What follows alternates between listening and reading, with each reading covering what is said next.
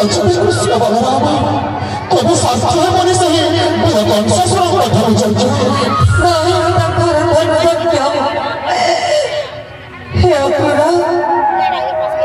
कृष्ण मोर प्राण कृष्ण मोर जीवन जीवन ताबे गोपपुर चारि जीव मरी लगे पूरा तुम्हें कौच नहीं जीव मोर प्राण प्राय पूरा चली जाओ राजा पानी बेचते